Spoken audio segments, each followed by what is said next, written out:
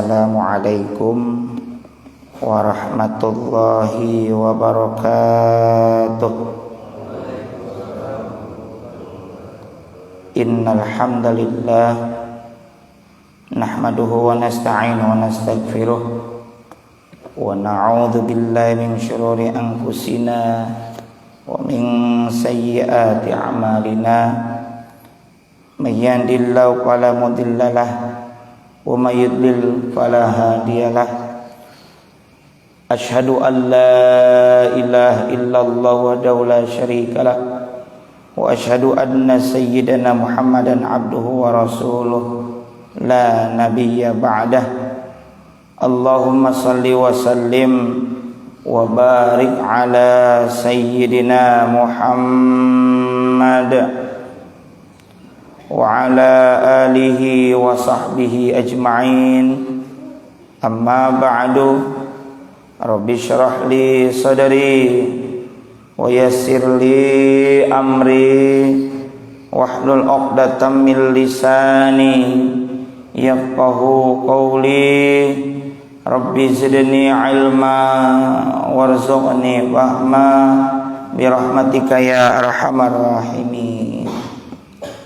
Yang kami muliakan para asatidah, para hujjaj, para sepuh, bini sepuh, jajaran Dewan Kemakmuran Masjid Al-Muttaqin Villa Bogor Indah, saudara sekalian, jamaah salat subuh berjamaah di Masjid Al-Muttaqin yang mudah-mudahan senantiasa ada dalam rahmat dan ridha Allah Subhanahu wa taala.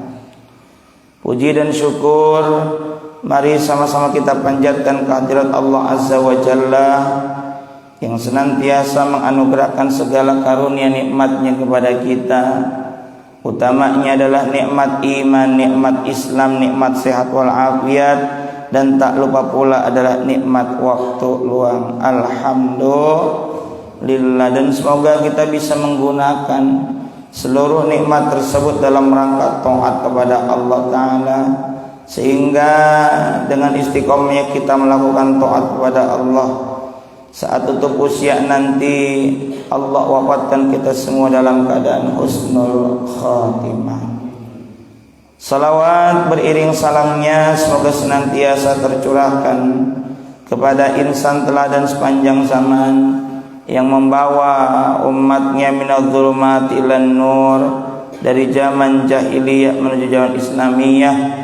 Beliau adalah baginda Rasulullah Muhammad sallallahu alaihi wasallam, juga teruntuk keluarga beliau, para sahabat beliau, para tabi'in, tabi'ut tabi'in, atba'ut tabi'in, hingga kita sekalian semoga termasuk dalam jajaran umatnya yang berusaha taat akan syariat dan menghidupkan sunnah-sunnahnya. Semoga kelak mendapatkan syafaatul uzma dari beliau di yaumil akhir nanti. Amin ya Allah ya Rabbal alamin. Mengawali pengajian pada kesempatan pagi ini, mari kita awali dengan membaca suratul Fatihah. Semoga dengan keberkahan suratul Fatihah ini Allah mudahkan segala urusan kita.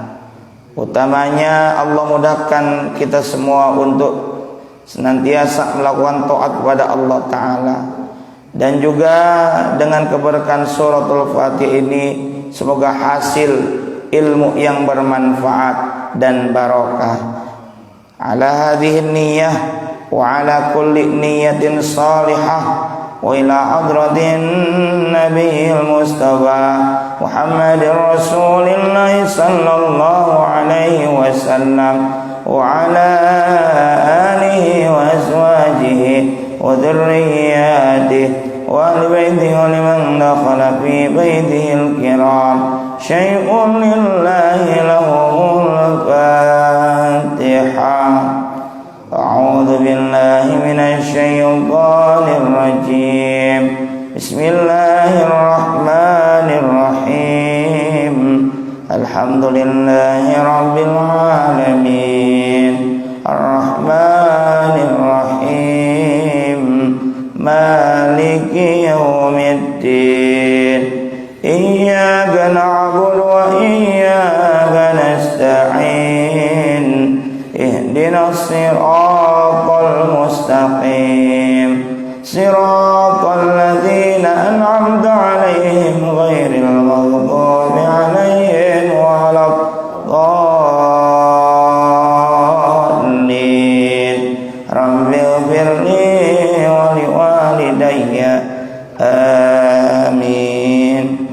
Kita sambung dulu dengan membaca Sayyidul Istighfar.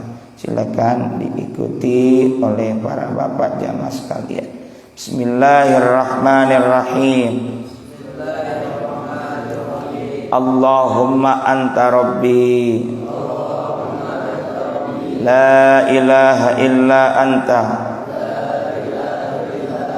khalaqtani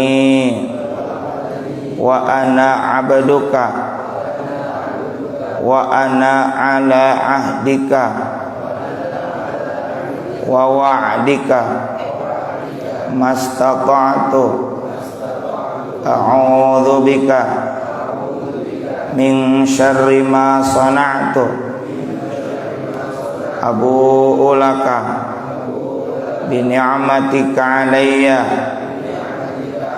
wa abu'u bi dzambi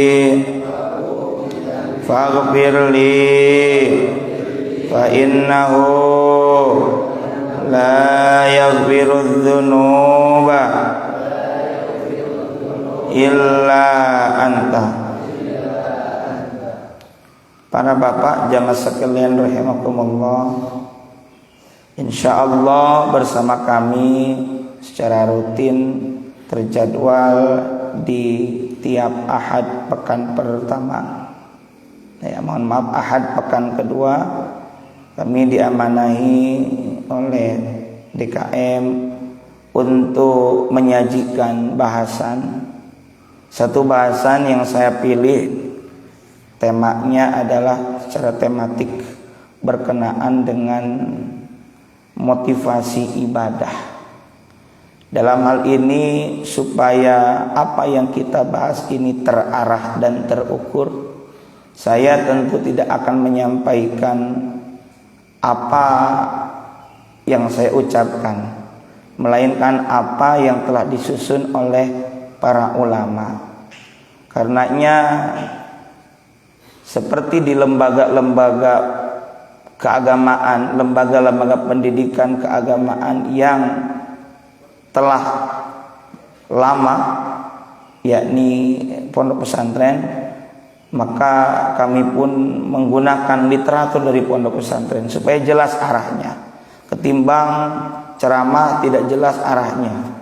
Jadi di beberapa tempat saya biasa menggunakan literatur satu kitab yang saya gunakan. Dalam kesempatan ini insya Allah saya pilih satu kitab berjudul Minhajul Abidin. Bapak, Minhajul Abidin. Pada pertemuan pertama ini kita akan membahas, masuk ke dalam muqaddimah, akan menyoroti terlebih dulu tentang hakikat daripada ibadah.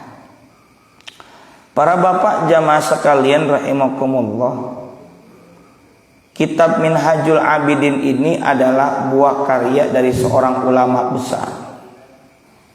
Nama lengkapnya plus gelarnya plus julukannya adalah Hujjatul Islam. Ini gelarnya. Al-Imam Abu Hamid. Abu Hamid ini panggilannya karena beliau punya anak dulu namanya Hamid, cuma tidak panjang umurnya. Nama aslinya Muhammad, bapaknya bin Muhammad, kakeknya bin Muhammad. Al-Ghazali, sebab kampung kelahirannya adalah dari Ghazal.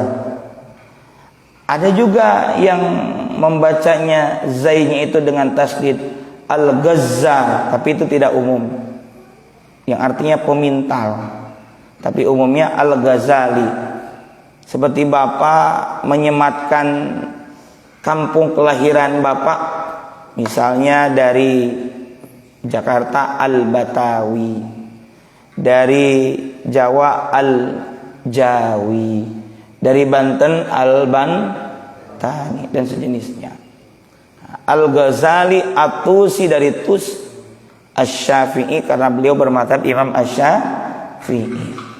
Nah, jadi penyusun kitab ini adalah Imam Ghazali. Kelahirannya ya di Gozalah. Gozalah itu di satu kawasan Bandar Tus. Makanya At-Tusi. Asy-Syafi'i, mazhabnya Imam Asy-Syafi'i. Daerah mana? Daerah Khurasan, Persia yang kini masuk dalam kawasan negara Iran. Beliau lahir pada sekitar tahun 1058 miladiyah. Saya lebih cenderung menggunakan kata miladiyah daripada masehi. 1058 miladiyah bertepatan dengan 450 hijriyah. Dan wafat pada tahun 1111 miladiyah bertepatan dengan 505 hijriyah. Berarti sekitar usia 52 atau 53 tahun. Beliau digelari dengan gelar Hujjatul Islam. Hujjah itu argumentasi. Al-Islam, Islam. Bahasa sederhananya Hujjatul Islam adalah seorang tokoh yang pandai dalam berargumentasi tentang Islam. Sehingga beliau memang piawai manakala berdebat, bermudzakarah, berdiskusi dengan lawan diskusinya tentang berbagai hal. Dan beliau ini pernah mengomentari keilmuan di bidang filsafat. Makanya ada satu karya beliau, Tahafutul Falasifah, kerancuan para filosof. Beliau juga ahli tasawuf. Karya yang terkenal dari beliau adalah kitab Ihya Ulumuddin. Dan 2 tahun jelang wafat beliau menyusun kitab ini, kitab Minhajul Abidin. Berbeda dengan kitab Ihya Ulumuddin, kitab ini yang akan kita bahas, Minhajul Abidin, secara khusus Imam Ghazali mempelajari kitab-kitab seperti karya Imam Bukhari, Imam Muslim, sehingga dalil-dalilnya argumentatif, sahih atau hasan. Jadi kemudian ini penting kita pelajari, kitab Minhajul Abidin. Kalau kita ngaji fikih itu lebih kepada teknis, teoritis, praktis terhadap praktek ibadah. Adapun yang kita bahas ini lebih kecenderungannya adalah bagaimana dalam kita melangkah sebagai ahli ibadah untuk bisa selamat dunia, selamat akhirat. Sehingga Minhajul Abidin ini kalau kita terjemahkan bebas adalah petunjuk jalan bagi ahli ibadah. Minhajul Abidin. Minhaj ada, manhaj ada. Kita pernah dengar kata manhaj dan kata minhaj.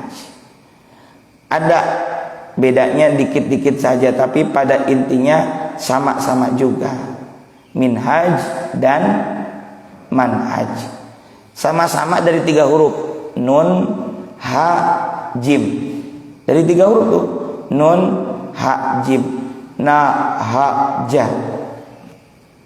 Kayak begini Pak, dalam bahasa Arab biasanya satu kata itu dari 3 huruf, sin, lam, mim. Jadi Islam, jadi Muslim, jadi salamah, jadi maslamah, jadi sulamun. Salama, damai, selamat. Islam, pasrah, damai. Muslim, orang yang berserah diri. Sulamun, alat untuk menyelamatkan diri, namanya tangga, sulam. Dari tiga huruf. Kaf, ta, ba. Ka, ta, ba, telah menulis. kitabun yang ditulis, yakni buku. Alas untuk kita menyimpan buku, maktabun meja. Library bahasa Arabnya maktabatun, perpustakaan. Dari 3 huruf rata-rata begitu. Nah ini dari 3 huruf juga, nun ha ja ya, ada an-nahju, ada al-manhaju, ada al-minhaju, yang intinya adalah sama. Apa? Sesuatu jalan yang jelas dan terang. Jalan yang jelas dan terang. Berarti minhaj itu ya jalan petunjuk yang jelas. Al-abidin, abid artinya apa? Hamba. Betul nggak? Kita ini adalah hamba. Padahal baru ngaku. Betul nggak? Sebab yang diaku jadi hamba oleh Allah di Al-Quran, diantaranya tentu para nabi, diantaranya adalah baginda Rasulullah Muhammad SAW. Misal dalam surah Al-Isra ayat pertama Allah berfirman, Subhanalladzi asra bi'abdihi lailan minal masjidil haram. Subhana, maha suci. Subhanalladzi, maha suci zat, asra yang telah memperjalankan. Siapa? Bi'abdihi, terhadap hambanya. Kira-kira siapa yang diberangkatin di sini? Kanjeng Nabi Muhammad. Ada lagi dalam surah Al-Baqarah. Wa in kuntum fi raibim mimma nazzalna ala abdina fa'tu bi suratin min mithlih. Wa in kuntum, dan jika kalian raibin, wa in kuntum fi raibin, dalam keadaan ragu, mimma, terhadap apa, nazzalna, yang telah kami turunkan, ala abdina, atas atau kepada hamba kami. Al-Quran diturunkan ke siapa? Nabi Muhammad. Di sini lagi-lagi disebut abdun, hamba. Nabi Muhammad disebut, diaku sebagai hamba Allah. Kita baru ngaku jadi hamba. Kira-kira mahal mana ngaku dan diaku, Pak? Ngaku apa diaku? Bapak punya teman Bapak orang yang punya kedudukan tinggi di masyarakat dan solih pula. Dia berada di depan sedang sambutan, kita ada di belakang. Kata kita bilang ke teman, itu teman saya. Kata kita bilang ke teman kita, itu teman SD saya. Kata teman kita yang nggak tahu masa lalu kita, ya kayak iya baik lu. Kita kan begitu kan? Ngaku ngomongin gitu. Tapi beda lagi urusannya kalau teman kita yang di depan itu bilang, Pak Haji, Bapak, ini Pak Haji Edi teman saya waktu SD. Diaku. Mahal apa murah? Terhormat atau tidak? Terhormat. Diaku. Nabi Muhammad diaku apa ngaku jadi hamba? Oh, diaku. Walaupun beliau sendiri sering mengaku sebagai hamba, tapi jelas diaku hamba oleh Allah. Cuma kadang-kala, Pak, ini yang terjadi di masyarakat, mudah-mudahan di sini kagak ada. Ada itu. Penurunan derajat tentang hamba. Maaf, ada panitia dari DKM mau bikin kegiatan, berdasarkan kesepakatan kita urunan, yuk, ayo. Kemudian yang mau ikut donasi silakan ditransfer saja. Nanti di list namanya via WA. Ini ditulis hamba Allah 10.000. 10.000. Saya nggak nyalahin. Ya. Giliran gede Bapak Ujang 10 juta. Wow. Apa maksudnya? Di kita sebagian, dan kita anggap oknum lah ya, terjadi penurunan derajat tentang hamba. Hamba itu mestinya ikhlas, ibadahnya sebaik-baiknya. Tapi ini yang terjadi apa? Hamba Allah itu digunakan untuk menutupi dia sedekah kecil apa gede? Kecil. Berarti penurunan derajat itu. Nabi Muhammad luar biasa sebagai hamba Allah. Akhlak terbaik, hati bersih, sudah dijamin dari apa? Dari perbuatan dosa alias maksum, dijaga oleh Allah, maksum. Tapi ibadah beliau luar biasa. 5 waktu, itu mah udah jangan ditanya lagi. Sunnah-sunnahnya udah jangan tanya lagi. Sholat malam, ampe kakinya bengkak. Betul. Ini udah Aisyah. Kalau kita ada nggak yang kakinya bengkak? Ada nggak? Ada, tapi bukan karena ibadah, asam urat. Beda. Ya, kita sama Nabi bedanya dikit. Kalau Nabi dikit-dikit ibadah, kalau kita sedikit ibadah. Ya Allah ya Rabbana. Ini introspeksi diri buat kita semua. Sama, kita juga banyak kekurangan. Maka dari itu hamba adalah ibarat kalau dulu ada seorang hamba sahaya, ada tuannya yang memiliki dirinya, dia tidak bisa berbuat apa-apa kecuali atas titah, petunjuk, instruksi dari tuannya. Dia tidak bisa melakukan apa-apa kecuali atas petunjuk tuannya.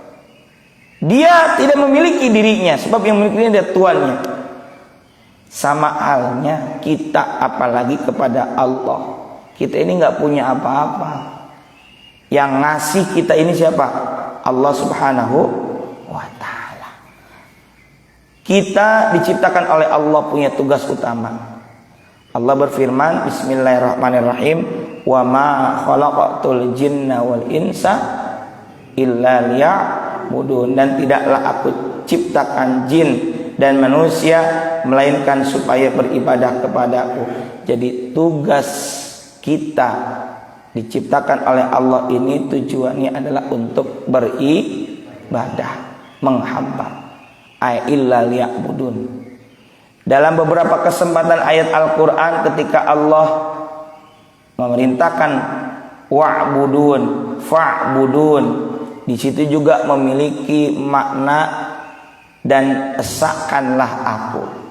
Berarti dalam beribadah mesti mengesahkan Allah Subhanahu wa ta'ala.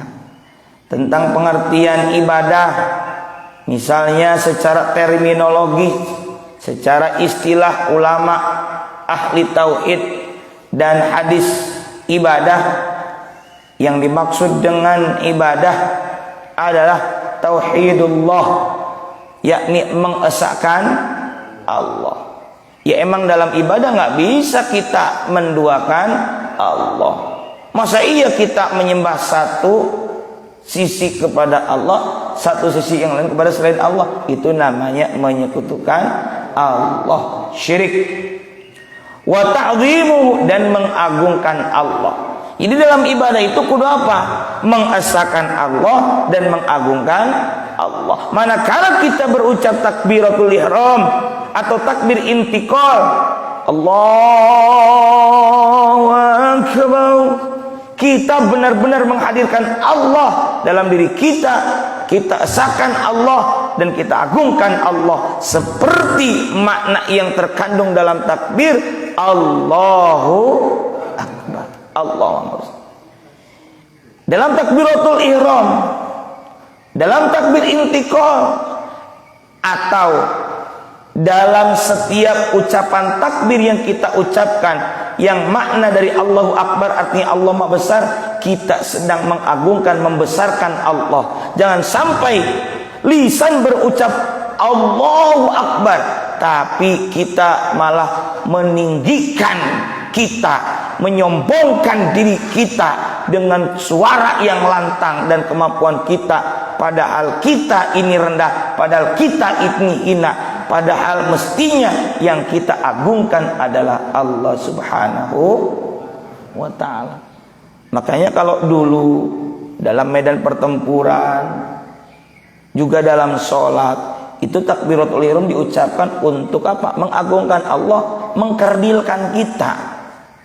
Dalam jihad fisabilillah, kita enggak punya kekuatan apa-apa kecuali kekuatan dari Allah. La haula wala quwata illa billah. Sehingga perlu tuh takbir, mengesahkan, mengagungkan, membesarkan asma Allah. Semangat jadinya. Jadi Allah yang kita besarkan, bukan diri kita. Bayangkan 313 tentara muslim dalam perang Badar bisa mengalahkan tentara musuh yang jumlahnya 3 kali lipat, sekitar 1000 pasukan. Itu karena membesarkan asma Allah, bukan membesarkan kita. Jadi kita ini nggak ada apa-apanya. Begitupun dalam sholat, supaya kita ini tidak ada apa-apanya di hadapan Allah, maka yang kita agungkan adalah nama Allah. Tauhidullah wa ta'zimu ghayat at-ta'zim. Mengagungkan ini dengan puncak pengagungan. Artinya kita ini benar-benar mengagungkan Allah. Agung itu ya besar, ya kita menjadi kecil, nggak ada apa-apanya, supaya kita ini mengaku. Kenapa? Sebab kata para ulama, definisi ini selanjutnya, ma'at tadzalluli wal khudu'i lahu. Ketika kita mengesahkan Allah, mengagungkan Allah, itu disertai dengan at-tadzallul, menghinakan diri. Jadi jangan sampai takbir diucapkan, tapi kitanya mengagungkan diri kita, menyombongkan diri. Salah, keliru.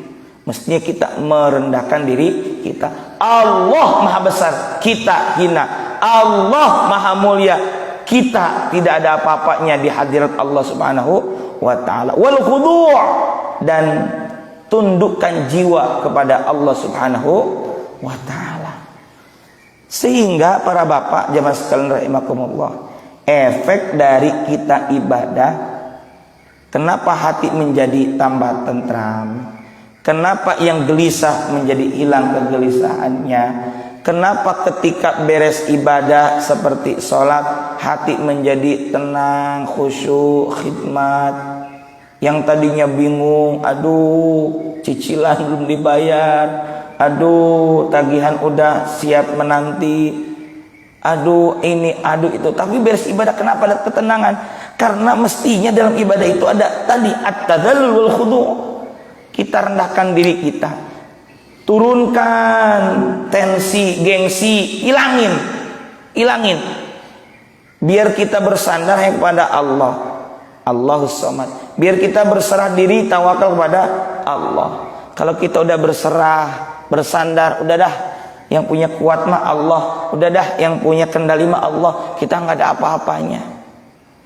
Ucapan la haula wala quwata illa billahil aliyil azim dan bismillah tawakkaltu ala Allah, ini menjadi spiritnya. Sebab tawakal, serahin kita punya urusan kepada Allah. Wa may yatawakkal 'ala Allah fa huwa hasbuh. Ya. Wa may yattaqillah yaj'al makhraja wa yarzuq min haitsu la yahtasib. Wa may yatawakkal 'ala Allah fa huwa hasbuh. Dan siapa yang tawakal kepada Allah, Allah mencukupkan.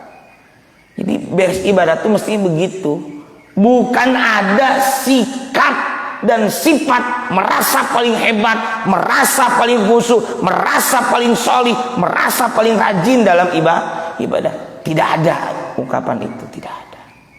Ya Allah, alhamdulillah hamba bisa dimampukan ibadah.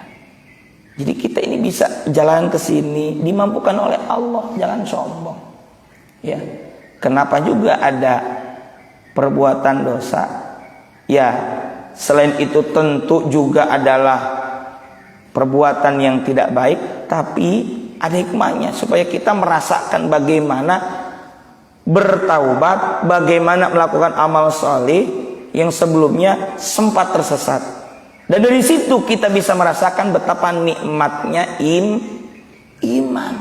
Ya Allah, saya nggak mau lagi dah yang namanya dosa, nggak mau lagi dah yang namanya maksiat. Jadi benar-benar tuh dijaga supaya tidak tersesat lagi. Tuh, jadi kata para ulama ahli tauhid, definisi daripada ibadah adalah tauhidullah wa ta'zimu, mengesahkan Allah dan mengagungkannya, disertai dengan apa? Ma'at goyat ta'zim. Goyah itu artinya puncak, dengan puncak pengagungan. Tidak ada yang kita agungkan kecuali Allah. Disertai dengan apa? Ma'at tadzalluli, disertai dengan penghinaan, perendahan diri. Dengan Allah mah ya kita rendah. Kalau kepada manusia maknanya tawadhu, rendah hati. Wal ma'at tadzalluli wal khudu' lahu, dan kita menundukkan jiwa kepada Allah Subhanahu wa ta'ala. Ada lagi definisi ibadah menurut ulama ahli akhlak. Yang disebut dengan ibadah adalah al-amalu bit-ta'atil badaniyah. Bahwa yang dimaksud dengan ibadah adalah al-amalu. Amal itu apa? Ya amal, mengerjakan bit-ta'ati, terhadap perbuatan-perbuatan ketaatan. Taat itu masih ya patuh. Kita sholat ya bentuk kepatuhan. Kata Allah aqimis sholat. Kata Allah wa aqimus sholat, dirikanlah sholat. Kalau kita telusuri Pak, perintah Allah dalam Al-Quran memerintahkan kepada kita untuk mendirikan sholat itu macam-macam. Ada menggunakan aqimis sholat, dirikanlah sholat. Ada wa aqimus sholat, sama perintah juga. Dan dirikanlah oleh kalian akan sholat. Ada orang yang mendirikan sholat hanya karena untuk menggugurkan kewajiban. Betul apa betul? Betul.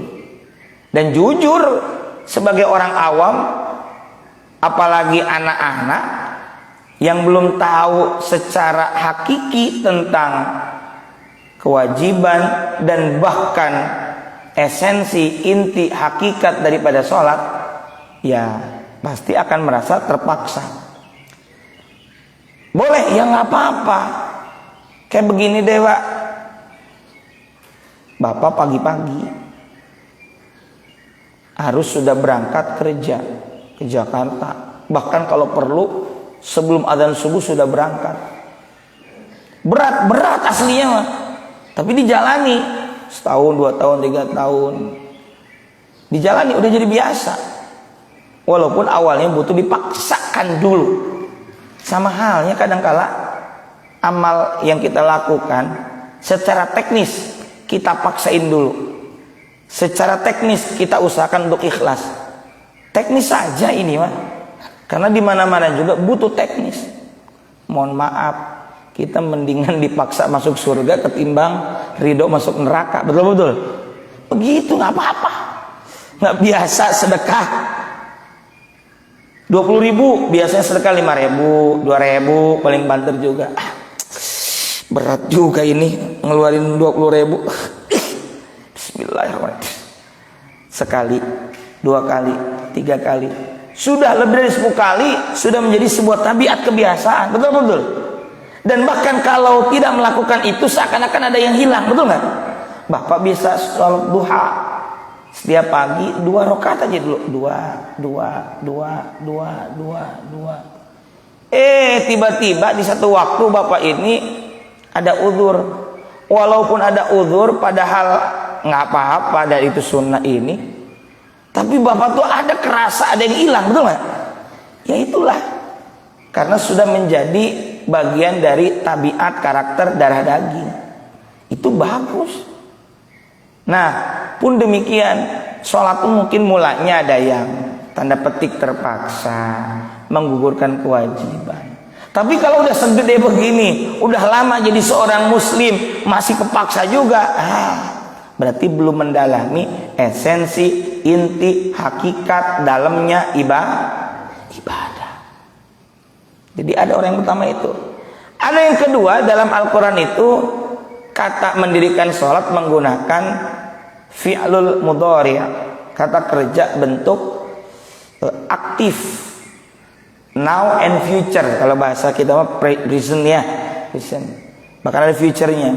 Kalau dalam bahasa Arab zaman hal, zaman itu waktu, waktunya sedang dikerjakan, wal mustaqbal, dan yang akan datang.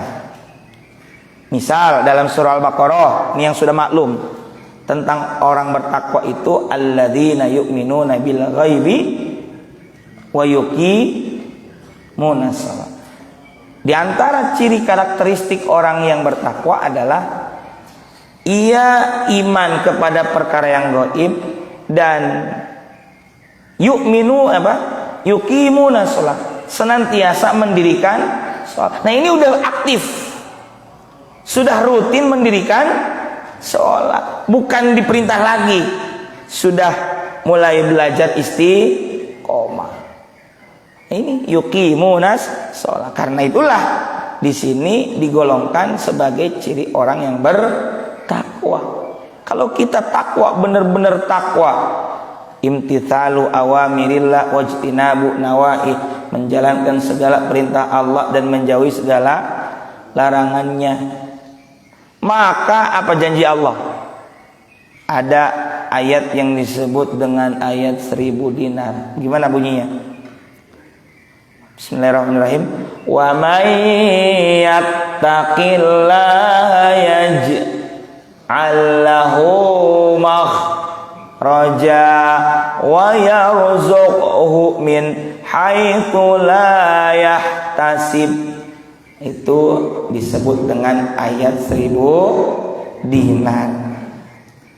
Ayat 1000 dinar ini surah At-Tolak ayat 2 ayat 3. Wa may yattaqillah, dan siapa yang bertakwa kepada Allah, yaj'al lahu makhraja. Ini udah janji Allah. Pasti Allah jadikan baginya makhraja, jalan keluar. Berarti bahasa sederhananya solusi atas berbagai problem kehidupan. Kalau kita takwa, dan rincian takwa tadi diantaranya sholat, kerjain aja. Ini bagi anak-anak muda, adik-adik, anak-anakku sekalian, sholat kita naikin, bukan sekedar sebagai sebuah perintah yang kita kerjakan secara terpaksa. Betul itu perintah, betul. Saya tidak menyalahkan, tapi kita naikin sholat, kita kerjakan secara istiqomah sebagai sebuah kebutuhan. Kebutuhan kita. Yang butuh itu kita, bukan Allah. Pak, kenapa kalau ibadah kita sering berkata lillahi ta'ala, untuk Allah? Apa Allah butuh dengan ibadah kita? Oh tidak. Allah tidak butuh dengan sholat kita. Allah tidak butuh dengan ibadah kita. Yang butuh ya kita. Lantas kenapa kita sering berkata untuk dan karena Allah? Perumpamaannya begini. Anak kita mengerjakan tugas sekolah yang ditugaskan oleh gurunya. Dek, itu tugas untuk siapa? Untuk Pak Guru. Emang guru kamu butuh dengan tugas kamu? Enggak. Terus ini tugas dikumpulkan kepada Pak Guru lalu dinilai. Nilainya untuk Dedek. Tugasnya ya dikembaliin lagi, udah dinilai. Sama. Kita ini ibadah untuk Allah, ditujukan karena Allah, biar diterima, dinilai oleh Allah, dan akan dikembalikan kebaikan-kebaikannya untuk siapa? Kita sebagai hamba. Jadi buat kita juga. Kayaknya anak-anakku, anak muda, generasi muda sekalian, ibadah bukan karena disuruh-suruh, bukan. Awalnya diperintahkan itu tadi saya bilang teknis, memang kudu ada diperintahin dulu. Masa iya sholat ujuk-ujuk tiba-tiba sholat? Makanya kenapa tadi saya bilang teknis memaksakan diri, ya itu kan diperintah, emang bukan paksa, kan diperintah. Dulu saja ketika Nabi telah tutup usia dilanjutkan oleh siapa? Khalifah Abu Bakar As-Siddiq. Beliau itu memerintahkan orang-orang di zaman, orang-orang muslim zaman ini untuk bayar apa? Zakat. Sama sholat juga kita diperintahin dulu, tapi naik, jangan sekedar untuk menggugurkan kewajiban, tapi kita butuh. Kenapa sholat? Kewajiban dan saya butuh. Bayangin, nggak usah panjang-panjang. Di dalam sholat ada 8 permintaan dalam satu kali duduk, yaitu bacaan saat duduk di antara 2 sujud. Gimana bacanya? Rabbighfirli warhamni wajburni warfa'ni warzuqni wahdini wa'afini wa'fu anni. Rabb, ya Allah, nyapa. Kita diajarin gitu, nyapa. Rabb, ya Allah, ya Tuhanku, Ighfirli, ampunilah dosa-dosa. Loh, kok nggak minta rezeki dulu, Pak? Tar, rezeki yang kelima. Udah silap berapa itu? 5 ntar. Kenapa kita minta ampunan dulu para bapak? Jawabannya karena bisa jadi kita pengen dapat rezeki tapi seret. Bisa jadi kita sedang berkarir tapi juga lambat. Itu karena dosa-dosa kita. Betul apa betul? Hah? Dosa itu ibarat beban. Ibarat beban. Ntar di bahasan kitab Minhajul Abidin ini dibahas ada tangga-tangga, ada etape-etape kalau kita naik sepeda tuh. Ada tanjakan-tanjakan yang mesti dilewati supaya kita benar-benar menjadi hamba Allah dalam beribadah. Di antaranya nanti itu ada tanjakan at-taubah. Taubah nanti kita bahas. Ini baru pengantar dulu tentang hakikat ibadah. Kenapa kita ini mohon ampun dulu ketimbang kita apa? Minta rezeki. Contoh, ini anak kita nih disuruh jalan kaki dari sini ke pos 3 menit, nyampe nggak? Nyampe, orang dekat situ. Paling berapa meter sih? 50 meter ada? Ya, 50 atau 40 meter. Tapi di satu waktu anak kita ini disuruh bawa podium atau disuruh bawa beban sendirian yang beratnya 100 atau 150 kg.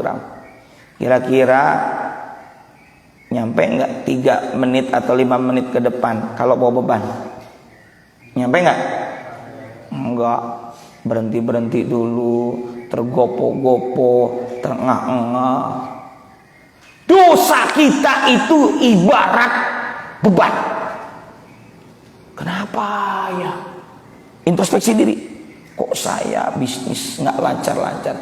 Banyak faktor memang, banyak faktor. Tapi jangan lupa faktor yang utama yang memberi kita rezeki, yang mengkayakan kita, memberikan kesuksesan kita, itu adalah Allah Subhanahu wa ta'ala. Jangan sampai kita ini punya dosa. Lah kan manusia pas punya dosa, iya, tapi mohon ampun. Lah kan ada istighfar, ada taubat. Disitulah pentingnya kenapa kita mohon ampun dulu. Rabbighfirli. Kemudian baru warhamni, rahmatilah aku. Pak, jangan bayangkan dan jangan kapling, jangan batasi rahmat Allah hanya dengan materi tertentu yang terbatas. Sebab rahmat Allah itu luas. Luas. Cakupannya luas. Kadang-kala kita ini minta ke Allah aja urusan rezeki langsung dipatok, duit mulu, betul-betul. Padahal ya rezeki itu luas, apalagi rahmat Allah. Rahmat Allah itu terlalu banyak dan luas sehingga tidak cukup kalau semuanya dimasukkan ke dunia ini. Yang Allah turunkan dari 100 cukup 1. Kata Nabi kan begitu. Dengan 1 rahmat itu kita saling berkasih sayang. Dengan 1 rahmat tersebut seekor serigala misalnya atau binatang buas tidak akan memangsa anaknya. Itu rahmat Allah. Rahmat Allah bersih. Dunia ini kotor. Jadi sayang kalau semuanya ditumplek-blekkan di dunia. Cukup tak dengan 1 saja.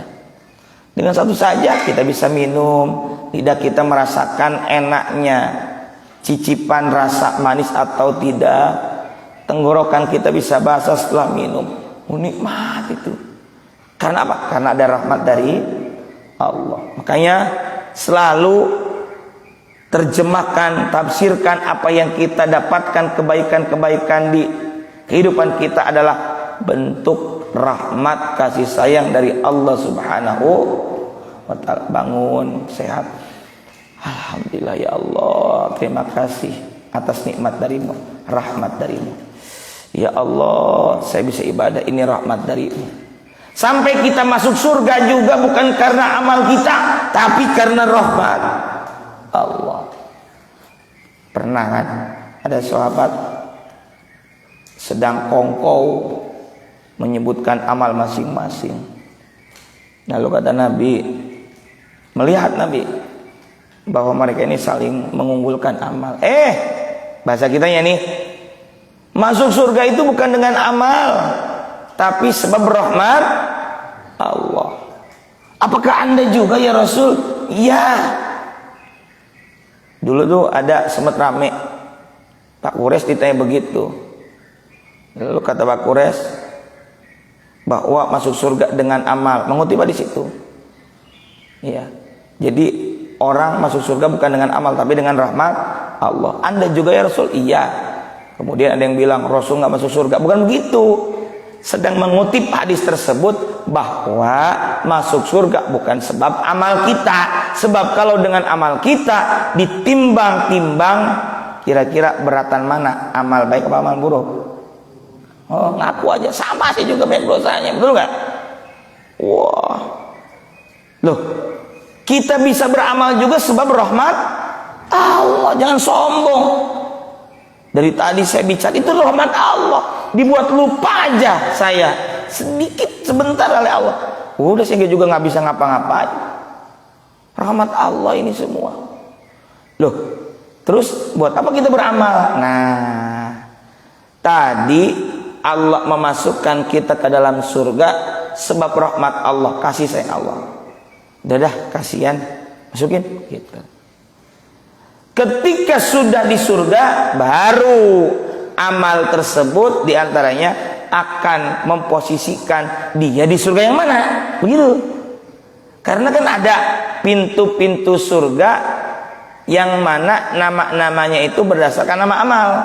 Misal ada masuk surga dari pintu namanya Babur Royan untuk orang yang ahli puasa, ada kan?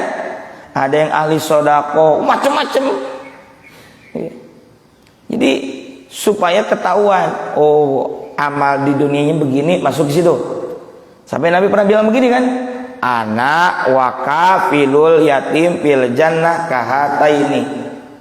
Aku bersama orang yang menyantuni, mengurusi anak yatim kelak di surga seperti ini. Dekat apa jauh? Dekat. Nah ini diantara fadhilul amal supaya nanti juga fadhilul amal itu keutamaan amal, motivasi amal. Supaya nanti kalau masuk surga kita pengen selevel atau dekat dengan Nabi. Jadi rahmat. Jangan batasi rahmat dengan materi-materi tertentu. Jangan. Kadang-kala kita nggak tahu apa yang terjadi selanjutnya. Dan ada kebaikan apa lagi setelah ini. Itu karena rahmat Allah. Rabbighfirli warhamni apalagi wajburni. Tambahlah aibku, tambahlah kekuranganku. Kita ini banyak kurangnya, Pak, jujur. Kita ini juga banyak aib, banyak cacatnya, betul nggak? Betul. Orang lain menghormati kita bukan karena kita terhormat, sebenarnya bukan, tapi karena Allah menutup aib kita. Betul. Bapak nggak terlalu tahu tentang aib saya. Kalau kita tahu aib seseorang, ngomong apa lu, gue juga tahu, begitu. Tapi meskipun begitu, yang kita dengarkan adalah ilmu yang hakikatnya bersumber dari Allah Subhanahu wa Ta'ala. Wajburni warfa'ni, angkat derajatku yang tadinya bandel anak-anak misalnya jadi bager misalnya, yang tadinya malas dirajin dalam ibadah, yang tadinya tolih jadi solih gitu. Jadi beres sholat itu mesti ada perubahan yang signifikan. Di antaranya hasil dari doa tadi, Rabbighfirli warhamni wajburni warfa'ni warzuqni warfa'ni Allah warfa'ni, angkat derajatku, warzuqni, beri hamba rezeki, baru rezeki. Jangan batasi tadi rezeki itu dengan uang, jangan banyak. Warzuqni, terserah Allah. Kita doa bukan untuk ngajarin, bukan untuk mendikte, bukan untuk mengintervensi Allah, bukan. Kita doa itu, Pak, nih saya kasih tahu nih, biar Bapak tidak salah kaprah. Doa itu sebenarnya kita ibadah, nurutin perintah Allah. Nurutin apa? Ud'uni astajib takum. Berdoalah kalian kepadaku. Perintah bukan ini. Ketika kita menuruti perintah Allah, kira-kira dapat pahala enggak? Taat atau tidak? Bentuk patuh atau bukan? Patuh. Jadi janji Allah. Udah kita lakuin. Ud'uni astajib lakum, berdoalah kalian kepadaku, akan aku perkenankan. Jadi doa. Masalah diwujudkan dalam waktu dekat atau entar, itu biar urusan Allah. Yakinlah Allah akan mencukupkan, memenuhi kebutuhan kita berdasarkan kebutuhan, bukan keinginan. Udah. Jangan intervensi Allah. Jangan sok ngajarin Allah. Tapi boleh nggak minta? Boleh. Karenanya gunakan etika adab. Jangan, ya Allah, yang begini ya Allah, jangan yang begitu. Sebab begitu mah udah umum, ya Allah. Ya Allah, warnanya begini. Jangan intervensi. Allah Maha tahu. Warzuqni wahdini, beri hamba petunjuk, wa'afini, afiahkan aku. Saya tidak langsung terjemahkan afiah itu sehat. Afiah itu bahasa sederhananya adalah sejahtera. Bahasa teknisnya lagi, ketika anugerah Allah yang menempel di diri kita berupa badan dengan apa yang Allah berikan kepada kita, itu nyambung chemistry-nya, nyambung, ngeklop, pas. Contoh sederhananya, lidah kita sehat, lalu makan kue yang manis, enak. Ya lidahnya bisa mengecap, giginya bisa mengunyah dengan baik, badannya bisa merespon. Itu adalah afiah. Dimakan, gak enak, kata yang lain enak, cuma kita doang bilang gak enak. Oh, karena sakit misalnya, berarti sedang tidak afiah. Tapi kan lagi-lagi bukan dirinya doang, tapi juga apa yang akan diberi. Makanya Allah itu memberi pasti sesuai. Nggak mungkin nggak sesuai. Pas. Yakin itu. Termasuk ujian itu pas. Nggak ada yang kurang, nggak ada yang lebih, takarannya proporsional. Maka di sini kita benerin paradigma kita sebagai hamba Allah. Dalam Minhajul Abidin biar bener. Oh, ini kita hamba, posisikan hamba. Jangan memposisikan kita sebagai bos, yang tadi saya bilang mengintervensi pihak lain. Jangan. Makanya kalau udah ngaji tentang Minhajul Abidin, yang tadinya ibadahnya sombong, merasa hebat, turun pelan-pelan. Tahu ibadah itu bagaimana memposisikan kita, bagaimana memposisikan Allah sebagai al-ma'bud yang disembah. Tahu. Makanya pahami, ini masih pengantar ini. Masih pengantar daripada kitab Minhajul Abidin ini, pedoman jalan yang benar, jalan yang jelas bagi hamba-hamba Allah. Ilal jannah rabbil alamin, menuju surganya Rabbul alamin. Tuh, warzuqni wahdini wa'afini wahdini, karena kita butuh petunjuk. Butuh petunjuk. Tiap sholat kita baca surah Al-Fatihah 17 rakaat, berarti 17 kali kita membaca ihdinas siratal mustaqim. Artinya apa? Tunjukkan kami jalan yang lurus. Tapi beres sholat bengkok lagi. STMJ bahasa kitanya, sholat terus maksiat jalan. Ada yang begitu? Ada. Ya, ada. Tapi mudah-mudahan Allah kasih taufik dan hidayah. Amin ya Allah ya Rabbal alamin. Jangan sampai dibiarin aja. Makanya penting kita berjamaah dalam sholat, hadiri majelis ilmu, supaya ada pencerahan baru. Omongan saya mungkin tidak jadi penting, tapi menjadi pentingnya ketika pas banget ini. Tapi bukan karena omongan saya, sebenarnya Allah memberikan taufik hidayah. Pas banget momennya, pas banget suasananya. Iya nih, itu saya banget. Ya Allah, saya banyak kurangnya ya Allah. Bagus. Mungkin dari menit pertama sampai menit sekarang, kalau saya lihat di live stream ini sudah 58 menit. Mungkin di menit akhir, di injury time, kita baru diingatkan, ya Allah astagfirullah. Iya ya, saya banyak kurangnya dalam ibadah. Ya Allah, saya suka nyombongin ibadah saya. Padahal ibadah saya ini karena Allah yang menggerakkan. Padahal ini adalah bagian dari rahmat Allah Ta'ala. Ya Allah, maaf hamba, ya Allah, maaf hamba. Begitu.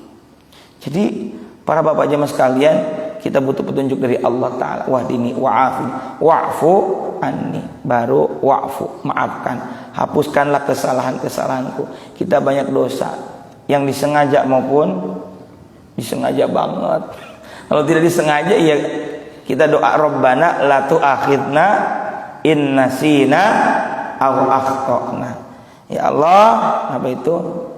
La tu'akhidna, janganlah engkau hukum kami in nasina, jika kami terlupa. In nasina aw akhtana, atau kami tersalah. Artinya apa? Terlupa. Nah, para bapak jamaah sekalian rahimakumullah, ini kitab Minhajul Abidin adalah kitab yang monumental, di mana nanti di pertemuan selanjutnya kita akan masuk secara rinci dan teknis isi daripada kitab ini. Secara globalnya kita akan dipandu dalam kitab ini oleh penyusunnya, yakni Hujjatul Islam Abu Hamid Muhammad bin Muhammad Al-Ghazali At-Tuzi Asy-Syafi'i, bahwa kita ini untuk bisa mencapai pendakian dalam beribadah menjadi seorang hamba ada tahapan-tahapannya. Pertama, ada tahapan ilmu.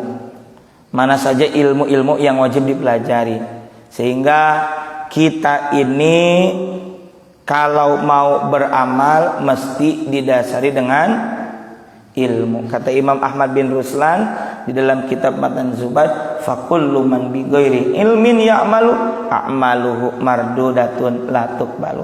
Siapa orang yang berilmu tanpa amal, maka amalnya tertolak, tidak akan diterima. Kalau kata orang Bogor apa? Gawe capek teka pakai. Capek-capek kerja nggak dipakai, kira begitu. Nah, makanya kita butuh ilmu. Kemudian ilmu apa saja nanti dibahas ada. Tanjakan atau tahapan kedua ada namanya tahapan taubat. Sudah belajar dulu tata cara, praktek dan sebagainya, baru masuk kedua nanti ada taubat. Ya, saya sudah membuat timeline selama setahun. Kalau pertemuannya 12 pertemuan, rata-rata 1 bulan 1 pertemuan, insya Allah ini bisa selesai. Walaupun mestinya kalau di pesantren kitab itu kata demi kata sering dikupas. Saya general saja, yang penting tersampaikan poin-poinnya. Karena apa? Tentu forum dan jamaahnya berbeda. Kalau di pondok ya megang kitab, kalau di sini dengerin saja. Kalau ada yang terlewat, terlupa, para bapak bisa membuka nanti di Facebook saya ini live streaming sehingga bisa dengerin lagi. Inilah keunggulan hari ini. Jadi apa yang kita dengarkan, malas mencatat, ada, bisa didengarkan lagi. Sama ini juga manfaat buat saya untuk mengevaluasi. Siapa tahu saya ada salahnya. Nanti saya bisa koreksi, saya bisa perbaiki di pertemuan selanjutnya. Nanti searching saja di Facebook Gustaqi, G-U-S spasi T-A-Q-I. YouTube-nya juga sama, Gustaqi. Jadi seperti Jumatan kemarin khutbah kita rekam, buat saya pun ada evaluasi supaya saya pun khutbah tidak itu lagi. Bisa saja selama setahun saya khutbahnya itu lagi. Tapi karena agar jamaah ini punya banyak ilmu dan nasihat ketakwaan, kita harus variatif. Nah, termasuk juga ini bisa nanti dilihat lagi. Jadi tanjakan pertama, tahapan pertama apa tadi? Ilmu. Yang kedua, taubat.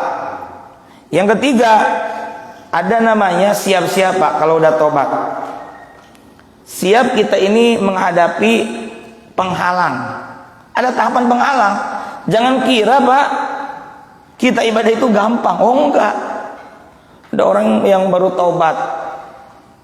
Ya, dia kira wah bakal digampangin. Aduh ya Allah, saya udah tobat, harta saya yang haram udah saya buang, emang benar haram. Saya cuma punya motor butut, akhirnya Allah itu juga udah didorong mulu gitu ya. Ya malah susah. Itu siap-siap. Ya betul, taubat itu banyak keutamaannya, tapi siap-siap. Dalam hidup ada namanya apa tadi? Penghalang-penghalang, rintangan, cobaan. Saya yakin para bapak pernah begitu, ya nggak? Dikirain teh tobat digampangin, mudah dalam melakukan perjalanan hidup. Sulit. Itu namanya penghalang. Penghalangnya adalah ujian. Ntar ada penghalang-penghalangnya, ada 5 pasal. Ada sekitar 7. Kemudian ada yang keempat tuh rintangan-rintangan ibadah. Siap-siap aja ada rintangan ibadah. Kemudian yang kelima ada bawa'is. Bahwa itu pendorong, motivasi dalam beribadah. Kenapa kita ibadah? Takut sama Allah. Itu juga termasuk al-bawa'is, masuk pendorong.